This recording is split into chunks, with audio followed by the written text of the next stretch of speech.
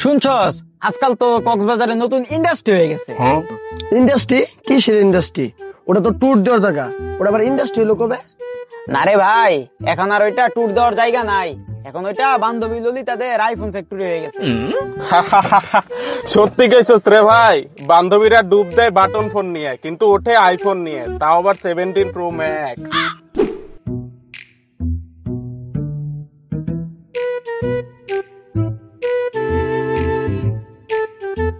কিরে, কি অবস্থা তো গো? চাপ বইতে দে। আল্লাহ, শুনছস একটা কাহিনী হয়েছে? কাহিনী? কি এর কাহিনী? আমার এক বান্ধবী ললিতা কক্সবাজার গেল টেকনো ফোন নিয়ে আর ফিরলো আইফোন নিয়ে। 17 প্রো ম্যাক্স না, তাও আবার লেটেস্ট মডেল। লেটেস্ট মডেল কিনা জানি না, তবে কমলা কালার। তাহলে ঠিকই আছে, আইফোন 17 প্রো ম্যাক্স। কিন্তু তাহলে টেকনো কই গেল?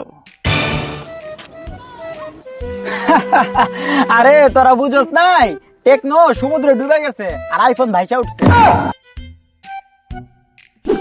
শুনছস তোরা, আমি তো একটা নিউজ দেখলাম, কক্সবাজারে নাকি বান্ধবী ললিতারা সেলফি তুললেই নাকি আইফোন ডেলিভারি হয়। কি কস? সেলফি তুললে আইফোন? কেমনে কি? মাথা মতো সব নষ্ট হয়ে গেল গা। কি উনাইলি?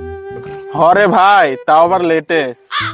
আরে হ, বান্ধবী ললিতারা ফেসবুকে ক্যাপশন লেখে সি ভিউ, আর ইনবক্সে মেসেজ আসে, আসো বেবি আইফোন 17 প্রো ম্যাক্স নিয়ে যাও। আরে ভাই তোরা এখানে, আমি তোদেরকেই খুঁজতেছি। চল এবার আমরা কক্সবাজার ট্যুর দেবো। আমরা গেলে তো শুধু সমুদ্র দেখবো, আর আইফোন তো বান্ধবী ললিতাদের জন্য। আমরা যাই আর কি করবো? হ্যাঁ ঠিক কইছস, আমরা গেলে ফেসবুকে লিখবো বয়েজ ট্রিপ টু কক্স, আর কমেন্টে আসবে আইফোন শুধু বান্ধবী ললিতাদের জন্য, তোদের জন্য না। ভাগ শালারা। হ্যাঁ ঠিকই কইছস, কক্সবাজার হলো বান্ধবী ললিতাদের আইফোন ফ্যাক্টরি, আমাদের জন্য না।